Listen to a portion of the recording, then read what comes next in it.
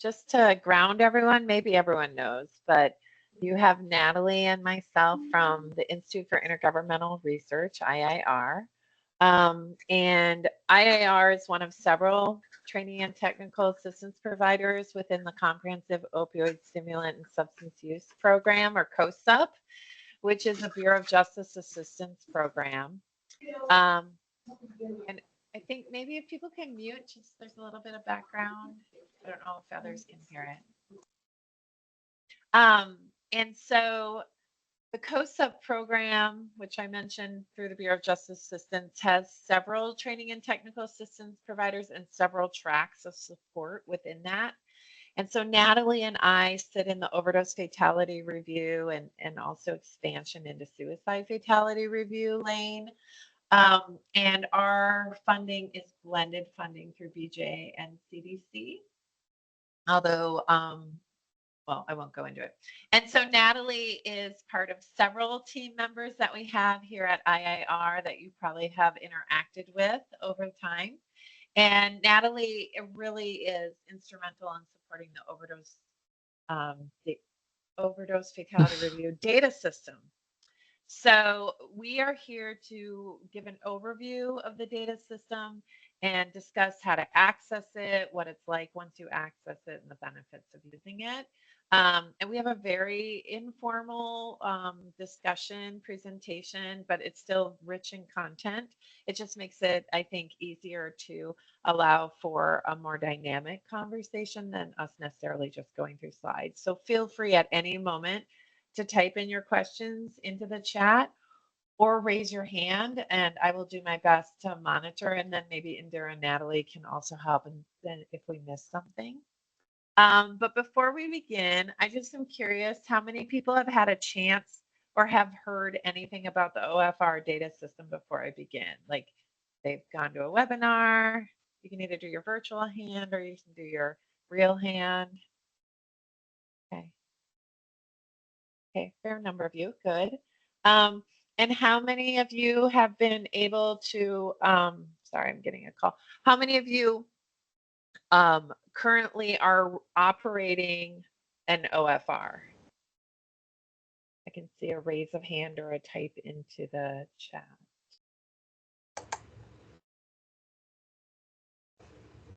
Okay, Indira, do you want to give a little overview for me just before we ground of like the status of OFR in Illinois and like how many are currently and how many are thinking? Sure. And then sorry to make you be a part of this conversation. No, you're like, I wasn't prepared. Yeah. No, you're fine. We have 2 active OFRs right now, one in DuPage County, where Alex Pulaski's from, and one in Kendall County. We have a couple that are actually, I think, pretty much ready to get going. Sarah Mendoza from Kane County is actually the new OFR program manager for their county, which is nice, and dedicated to their OFR. Michelle Myers also from Kane, so they're about ready to go. I think Sangamon and Winnebago are also building out teams at the moment. So altogether, I think we have about 17 counties that are interested in OFR and about 7 counties that are actively building teams. That's amazing in the last year plus what's happened. Yeah. That's great. Okay. All right. Well, I think I'm going to do our general overview, and I think that's what we're asked to do. So, you know, if you've heard some of this, hopefully it's validating for you. If it's new to you, feel free to ask questions. But one of the things we've realized early on when OFR began to have national resources and guidance was that there was a need to have a standard data system or tool to capture information across all the different OFRs.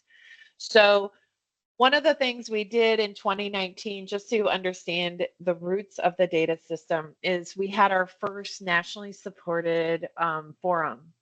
And it was in DC, and it was just when COSUP started funding TTA provision of overdose fatality review. And at the end of that first forum, we had people come together afterwards that were researchers, epidemiologists, federal agency, current OFR sites.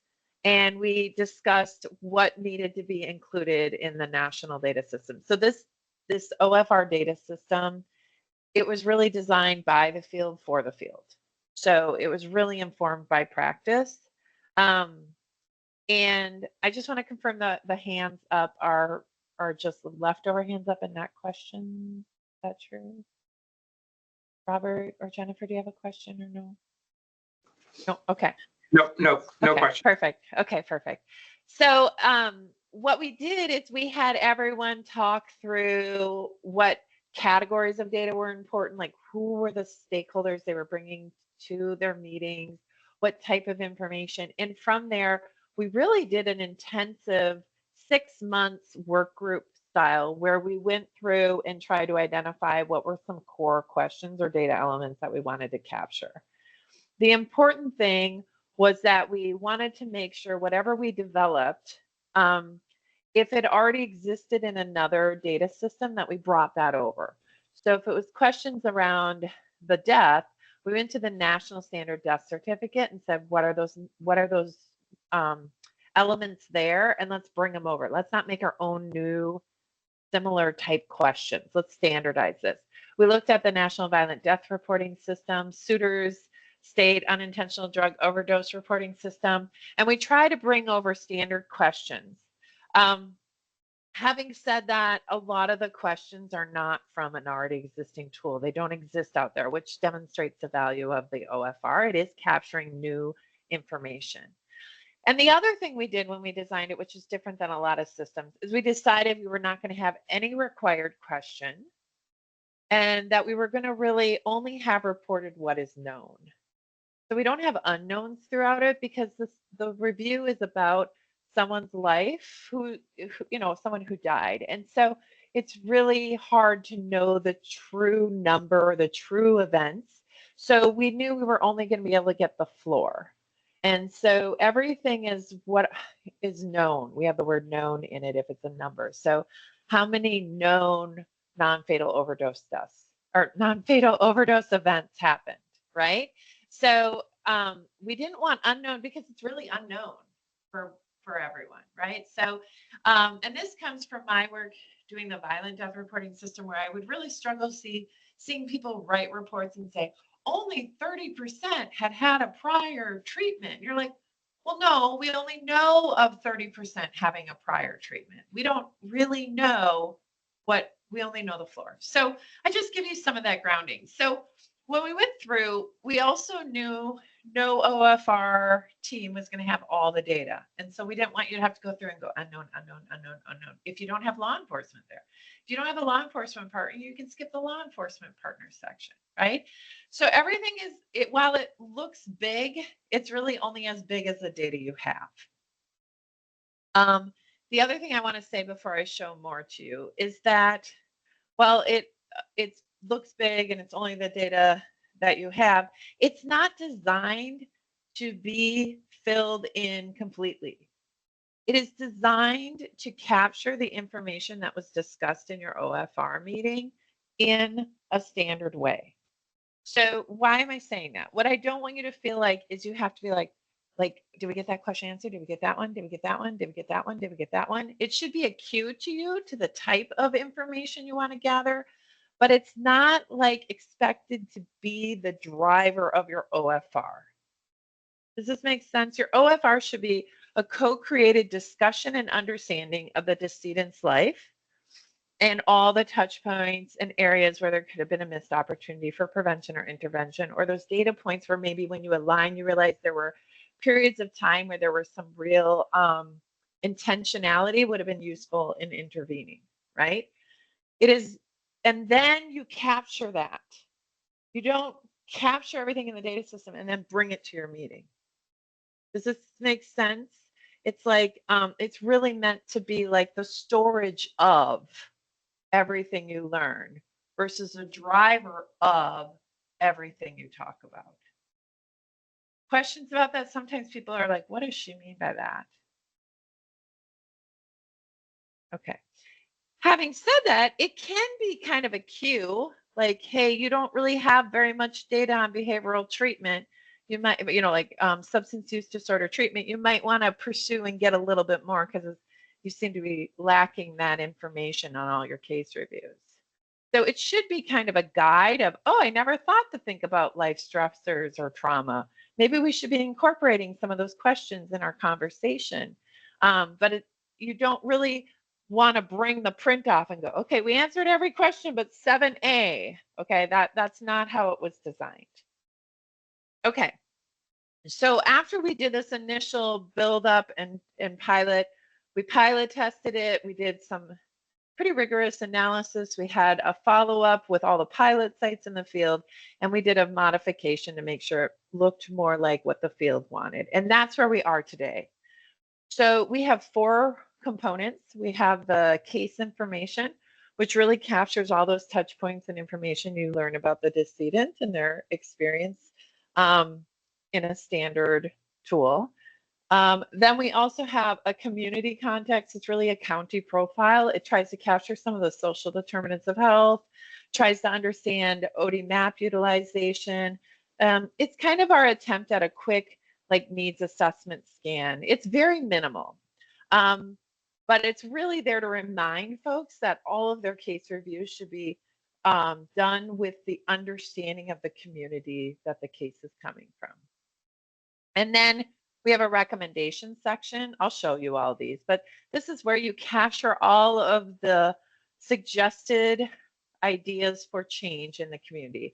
It could be changes within your OFR.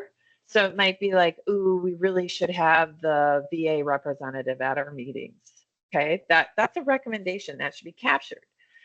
It could be a policy or procedural change within an agency. So maybe there is a request that in the intake, there'll be a review of prior treatment, MOUD treatment. Maybe that wasn't in a procedure. That would be a recommendation within that agency. Maybe there is a recommendation across systems that there will be a warm handoff from agency X to agency Y. Another recommendation, though, might be a state recommendation. It might be that the state should have a dashboard where you can see where there are places to access naloxone for free. I'm making all this up on the fly on Monday morning. So if you're like, what is give me a little okay, I get the gist. It could also be a national recommendation. It could be a recommendation around there should be more funding to support training around W through federal programs. So I say this to you because there's no one, when people say, well, what are OFRs doing? OFRs are doing all of that. They're doing things from changing how data are collected and processed and discussed. They're changing how organizations are functioning across systems, and they're changing and making recommendations to state and national that are going to probably be long-term, but are really informing some decision makers in regards to potentially allocation of funds or prioritization of efforts. And so as you form your OFR, all of those things should be captured because you want to show the short-term benefits and changes while you're working for some of those long-term items. And sometimes the short-term ones are extremely effective in the short term, right? So don't dismiss them because they seem like, well, that's just a phone call, or we just needed to send an email reminding people of our current practice or procedure. That's still a recommendation. Your team still made action on it. And then I went deep on the recommendation one. And then the other item is we have a next of kin interview section. And the next of kin interview section is available to sites that have gone through our next of kin interview training, which is free. It happens twice yearly. And once you've gone through that, you get access to the next of kin interview section. And some of the questions within the next of kin interview section are parallel to those in the case information because you don't know sometimes where the source might be. So a question that would be similar in both is the question I mentioned earlier. How many known non-fatal overdose events occurred? Your next of kin might say 6, and your providers around the table, they came up with 4. So you want to be able to capture and show that, oh, all those people around the table got some of them, but not all of them, or next of kin knew of 2 more, right? It's just like a data validation and just also another understanding. A question that is going to be in the next of kin interview that is not going to be in the case information is something like, I don't have the question exactly in my head, but something along the lines of, um, what were some social activities or social supports the next of kin or the decedent had? Or did the decedent live with anyone, and did those that they live with also use substances? Just trying to show the social use and social connectedness. So those are some pieces to kind of delineate, but you will have some that are overlapping to validate. So those are the 4 forms. Um, and questions about those?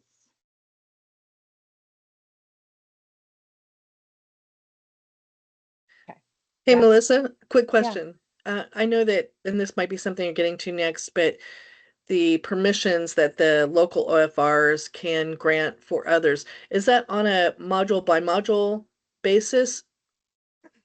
Really good question. So typically we do it across board, except for the next of kin, because the next of kin is one we really want to make sure you're trained in before you go and start entering data or feel compelled.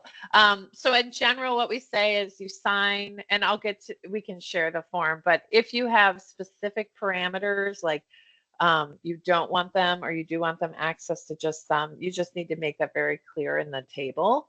But what we can't do is in the case information section, which I'll show in a minute, I think it has 17 sections. You can't say, I want to give Sarah Patrick access to section 14 only of case information, right? So you get access to the whole thing, whole project, or you don't. Okay. The one thing I just want to share, which isn't really what you want to hear, but I want to say. So you have an OFR, and let's say your OFR says, we needed to really have grief support, bereavement support. And you have a recommendation noted over here from a meeting 2 weeks ago, okay? That is still a recommendation of this review. You don't go, oh, we didn't write it down because we've already acknowledged that we need that. Okay. Part of the review process is to help you prioritize and determine the scope at which your recommendations will reach. So even if something has been mentioned out of 3 out of 4 cases, you still want to document it as a recommendation from this case because it will help you when you go to prioritize your recommendations, that it still needs to happen. Having said that, let's say you did a recommendation around, let's say you had a recommendation around, we want to provide bereavement support through the medical examiner's office to individuals who, who are loss survivors. And let's say you did a big push like a year ago, and now you're reviewing a case that happened after that. You still want to, and you found out it didn't meet the needs. That recommendation can help inform what needs to happen with your already implemented recommendation. So you want to keep track and still write down things even after you've done something to see if that recommendation met the need or if you still need to do more in that space. Okay. Okay. Those are the 4 modules. The one thing I haven't mentioned about all of them, and then I will go to actually showing them, and then we can talk about how do you get access, is they are designed with the fact that we know while it is large in scope and is built by the field for the field, it is ultimately designed for the local OFR's use. So if there is an item that is important to you to capture that isn't captured in this already existing standard tool, we can add questions. They're called site-specific questions. You can add them in all 4 modules. So you could add them in your next of kin interview section. You can add them in the county profile. You can add them in the recommendations, and you can add them in your case information. And it could be something like, and poor Natalie's heard these same examples over and over, but it could be, we really want to know if they were wearing purple on the day of their death. Okay. If that's important to your team, we can add it. We just need to know you want it added. And then we are going to code it in a way that it's standard across all the other questions, so that no is 0 and yes is 1 and things like that. So if you have a desire to capture specific information and it's not being captured, that doesn't mean, oh, shucks, we can't do it. It just means you need to work with us and we'll put it in. Okay. All right. Any questions before I show you what it looks like or what it is? Okay. So the OFR data system we designed to be housed within REDCap. REDCap is just a software tool, just like, Excel or other things. It's a software tool. So the OFR, what we're offering you is, its official name is the OFR data system, but it's being used on the REDCap platform. So people often say, do you have the OFR REDCap data? It's just it's the software we're using. So REDCap, we chose it because it's free. It's relatively user-friendly once you get into it. It's HIPAA compliant. It's online, so you can access it anywhere through a password and username. It's not something you need to install locally. And there are 3 different ways you can access it. You can, if you have REDCap already existing within your agency, you can get the project files and you can install it and use it locally. Or what we're seeing is a lot of places, it just makes more sense. You can use it on our server here at IIR.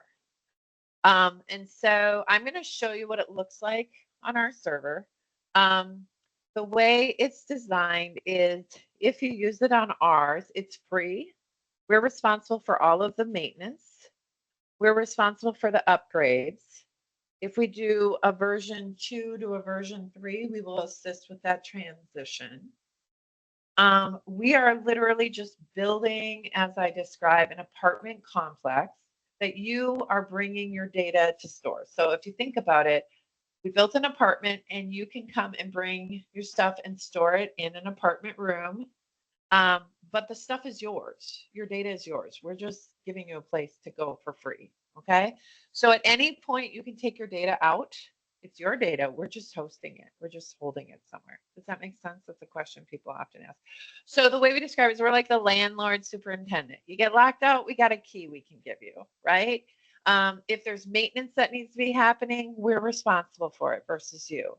Having said that, no one else has access to your apartment room with a key, right? It's not like your neighbor has your key. So you have your own spot, your own place.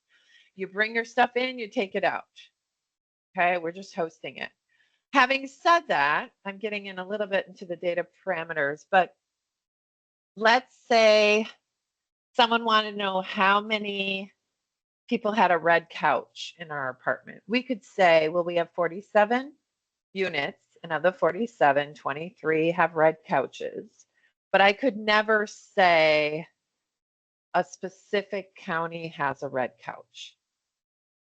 Okay, so we can talk about the data as a large group, but I can never present the data to talk about your data. Does that make sense to everyone? So that is the parameters in the agreement, which we can go over a little bit more. But if you sign on to use the data system, the other thing to keep in mind is, on the IR server, we've made it de-identified.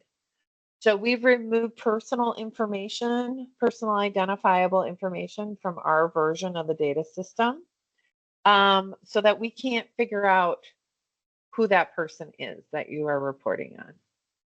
You, though, will be given an Excel document that's a crosswalk.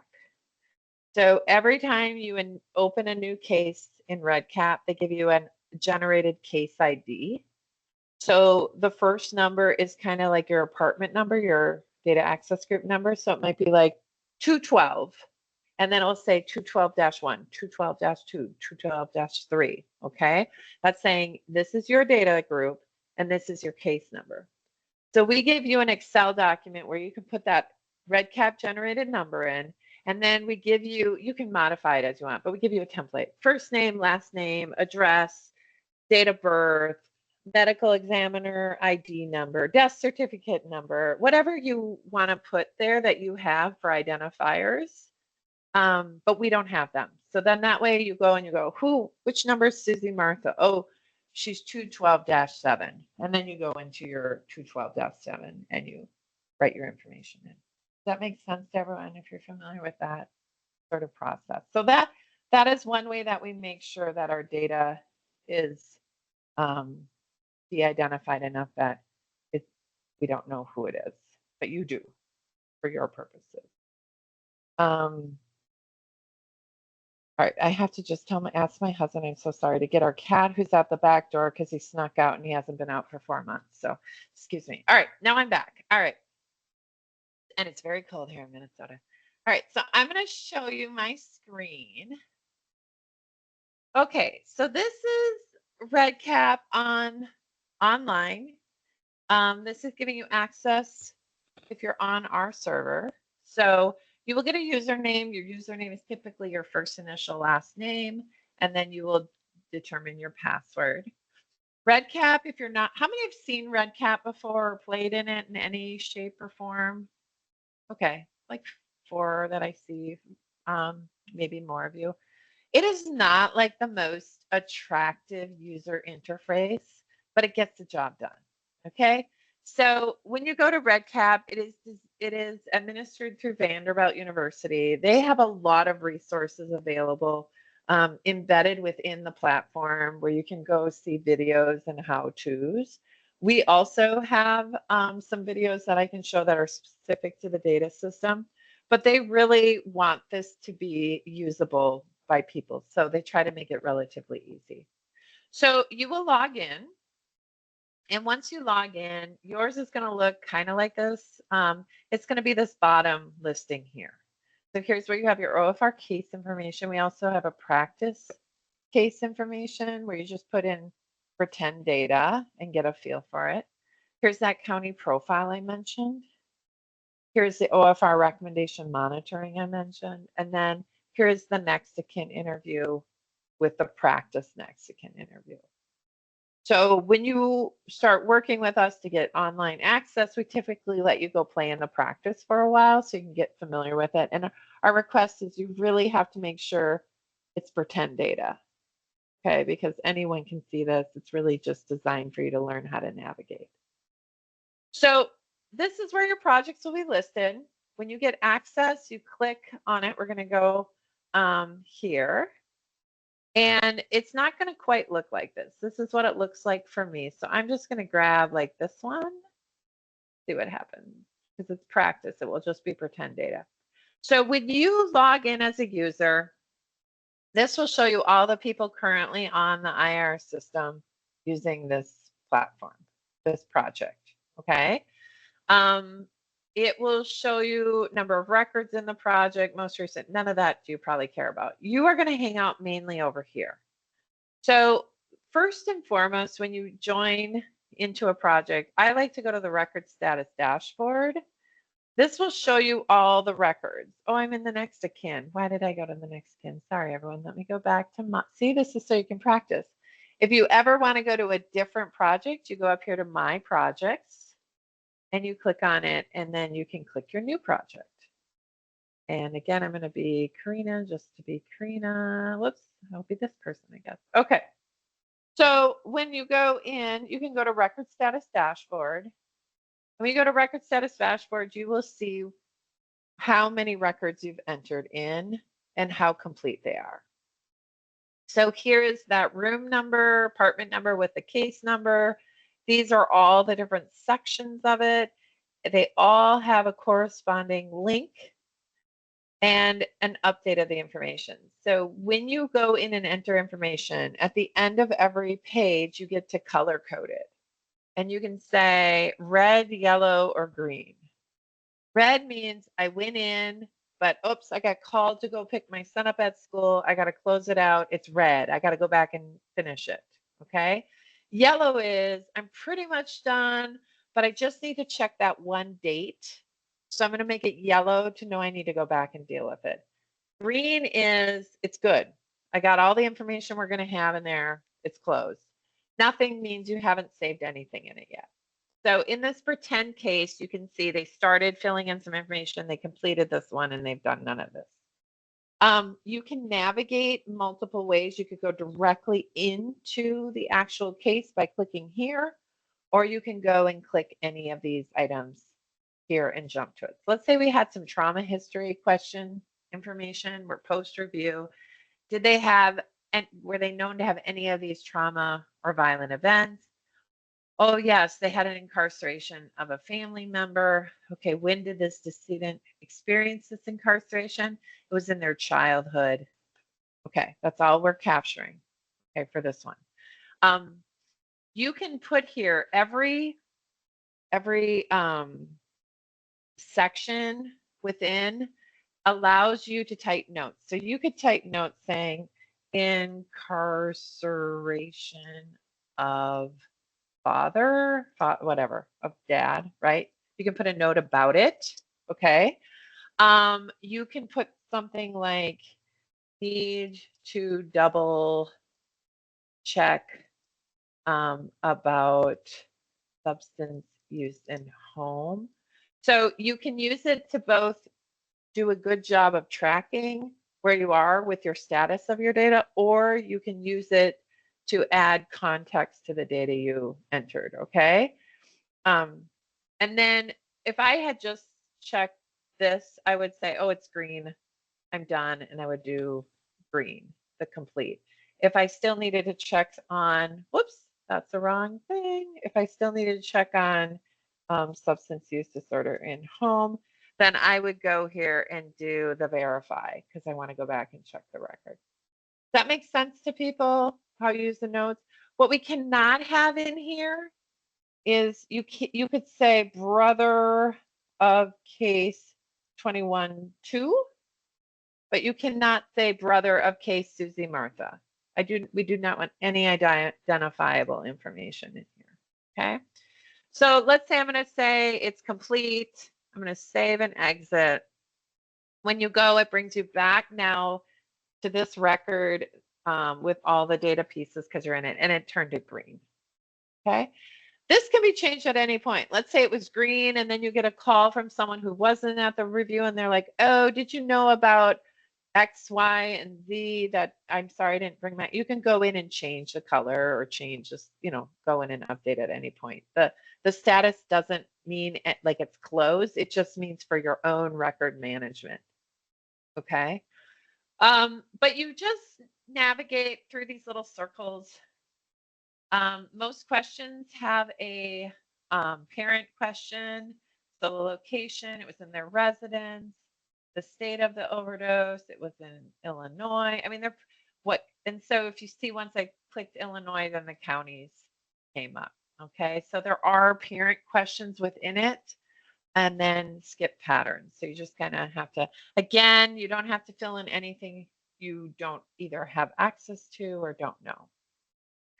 And then I'm just going to save, unverified, I'm going to save it. So it's pretty intuitive. We do have, in addition to this, we have a demo video on our website, which we can send afterwards that reminds you even how to get to this part of the tool.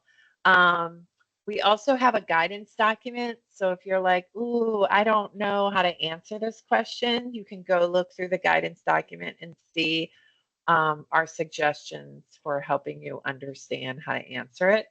If that isn't helpful and you need help, you can reach out to us and say, I'm really unclear about what to check here.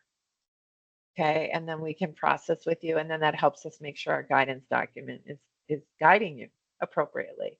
The guidance document is not meant to be, you don't please pour a cup of coffee and read the guidance document or you're gonna fall asleep after page 4. It's not meant to be read. It's meant to be go to when you have questions.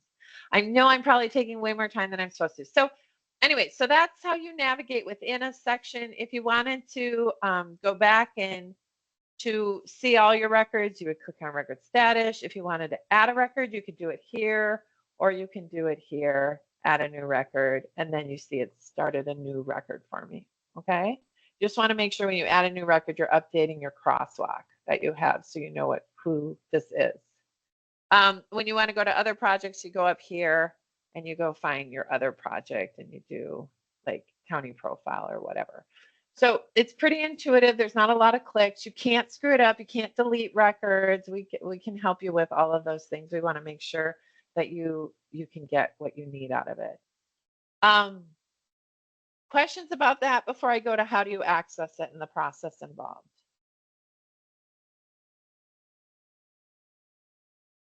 Okay. So to access the data system, Natalie will be your point of contact primarily. We have a register to use the data system that just initiates our pathway of connection with you. Once you fill that out, you get an email from Natalie saying we'd like to schedule a call with you. We do a little bit just check in so we know who you're going to want to give access to. Talk through our process. We've talked through our process quite a bit here, so you might be able to reply and say, can we skip the meeting? And we'd be like, yeah, we can. But that's typically what happens. I think it's sometimes helpful if you have other staff who aren't here or leadership that you want them to be able to hear or ask questions. It's a good time to have a call. So once you've done the register, we reach out to you. Then you get a data use agreement. A data use agreement is a pretty standard MOU, Memorandum of Understanding, between you and IIR saying we have a repository that is safe and secure for you to store your data. We don't own the data, you do. And it talks through a lot of the pieces about what rights that we can analyze the data, but we can't share out specifically your site's data. It makes it really clear the parameters of the agreement, like of those pieces. It's a pretty boilerplate. It works for most places. Most agencies, county and state, don't find they need to tweak the agreement. If your legal does have a concern, they need to use track changes and send it back, and then we work with our legal to make sure we can find an agreement that works for everyone. In that agreement, it will ask for your authorizing agent to sign the overall agreement. That is for you to deem within your agency who the authorizing agent is. It varies in different places. Sometimes it's the unit supervisor, sometimes it's the county commission. Like, it really varies. You just need to know who needs to sign MOUs like this. And then we have a table on page 8, and I'm going to show it to you really quick here. This is where you get to decide who actually is going to be getting access locally. So this is the agreement. As I mentioned, you change the site in the places where it's highlighted. Here is where you have the authorizing agent sign that you agree to these components. Here's where we list the data that we remove from the standard tool to make it remove a personal identifiable information. Like, you can't even enter it if you tried. And then here's where you're going to list who from your site do you want access to the data. We don't know if they're contractors. We don't know if they're external evaluators. We don't know if they're state folks that you've authorized. But this is who you say can have a key to your apartment room. That's more or less how I think about it. Okay? Who do you want to have a key? We encourage that it be those who need access, but no more than who need access. Don't get too many cooks in the kitchen. Your data is going to be cleaner and better to use with only those targeted to use it have access. Having said that, let's say you put 2 names down and you realize you really need this third person to be added 6 months later. What you do is you just add them 6 months later, initial it and date it, and scan it back and send it to us. And then we know, oh, we need to now add Samantha Rose. Okay. If George Johnson quits or gets a promotion and doesn't want access, you don't want them to have access anymore, you do the opposite. You draw a line through George Johnson, whatever name I made up. You initial it and date it, scan it back to us, and Natalie knows to just like suspend or end their access use. We don't need to go through the whole entire document again. If you're getting rid of all 3 people and there's a new person, we might want to revisit with that new person what they're agreeing to and do some onboarding with them, right? Because it's a whole new change of contacts. But that's it. Once we have that, then Natalie authenticates the account. So she starts authorizing the accounts for everyone. And then we typically reach out and say, can we get on and do a demo? And really, we want to make sure everyone who got the email actually gets on and does it, because sometimes we find 1 out of 3 people never got the emails, never clicked on the email. We need to make sure you all have access. And then you also get invited to our data user group, where we meet every other month and we talk about opportunities related to the data system. We ask questions in regards to how to improve it. We answer questions about how to run a report, because something we didn't get into is you can run different reports off of the data. And then you also get access to a data user dashboard. And this is where we upload tools and resources, and you can go I find things that we've pushed out for you to use. So I think those were Natalie, did I miss anything critical or key at this point? I don't think so. Okay. So we've gone over how it was developed and why it exists. We've gone over what kind of data elements or types of projects we have. We went over how the interface works and the general access overview. And then we've gone over how do you get access to the system. And then once you request access, the process from that point forward to get into the data user group fold. Anything else? Anyone? Indira, Sarah, did I cover everything? That was incredibly thorough. Answered any questions I might have had. Okay, you're probably like, you went a little too into the weeds, but No. It was wonderful. Yeah, Pony, I see your comment. I'm going to be sending out a follow-up email. Yeah, you can definitely drop your emails there, but I will include their emails there as well, so you can contact them, as well as some other links for registering for either RedCap or for signing up for the data user group dashboard. If nobody has questions, I did have a couple. At the moment, not all Illinois teams are using OFR. I don't think any OFRs in Illinois are using RedCap yet. But segueing into that, we are currently working on a NOFO for OFRs in Illinois, and that will be released soon, which is why we really wanted to have this training session on RedCap, since we would encourage our grantees to use the RedCap system, ideally hosted through IIR. So having this training would really help with that. And also, along with that OFR NOFO, we would like your input as to what kind of data you could share with the state. So I will be giving a survey link in the follow-up email, and you guys can just give us your feedback. It's a very brief survey, less than 5 minutes. So hopefully shouldn't take too much of your time, but I'd really appreciate your feedback. 2 comments to that, just to add.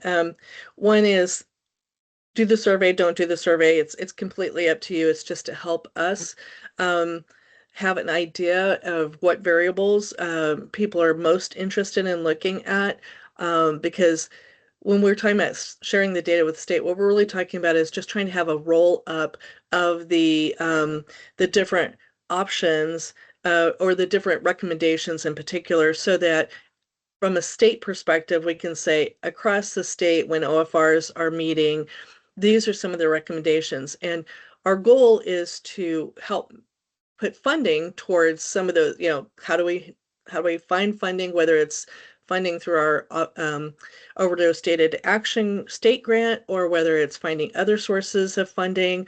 But we want to keep supporting you in different ways, and knowing what those recommendations are, what the priority recommendations are across the OFRs is really important to us. But it's completely up to the sites on whether or not they would choose to share that with us. And again, it's completely separate from scoring. We won't know anything about who answered those questions in that short survey that Indy said.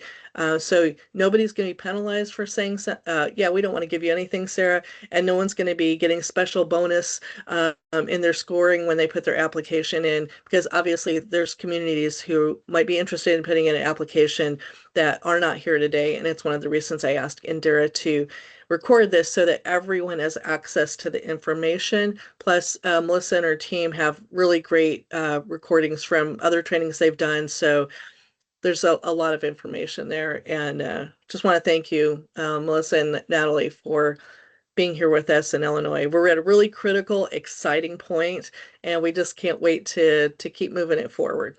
Thanks. Yeah, no, we're excited. And even though I did all the talking, Natalie is the one who gets everything done. So she's amazing. And I will be quiet. I see someone else has their hand up. Michelle, go ahead. Yeah, I just had a quick question. It sounds like you said, Indira, there's going to be funding made available through IDPH. So this is separate funding from COSIP. I just saw that there was some more funding available through COSIP. So this is totally different that might be coming out through IDPH. Yep. Fantastic. Great. Thank you. Yeah, that'll be posted on eGrams.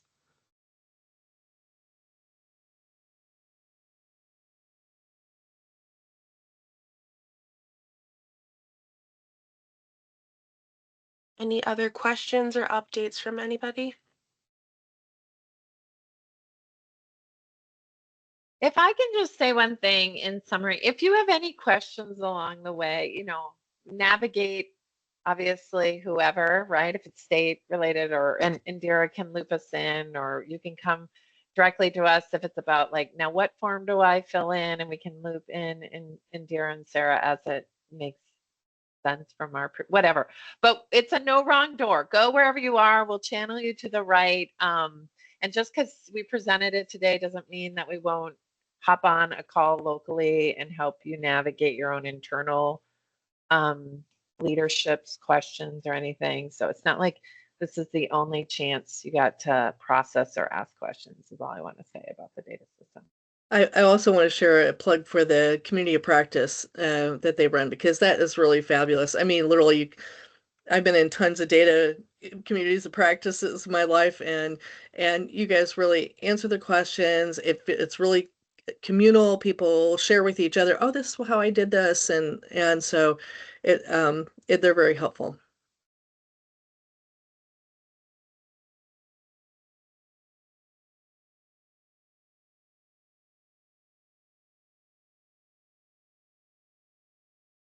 Okay. All right, it looks like everybody's got their questions answered. So since we're almost at the top of the hour, I don't want to take anybody else's time. I know everybody's very busy. Thank you so much for being here, especially Melissa and Natalie. Thank you so much. This has been a fantastic opportunity to learn more about REDCap. That being said, I will include also a link for the data user meetings in that follow-up email if you'd like to hop on those calls. And thank you, everybody, for being here today. Happy Monday. Thank you, everyone. Have a great day. Have a great week. Thank Bye. you. Happy Monday. Bye. Bye.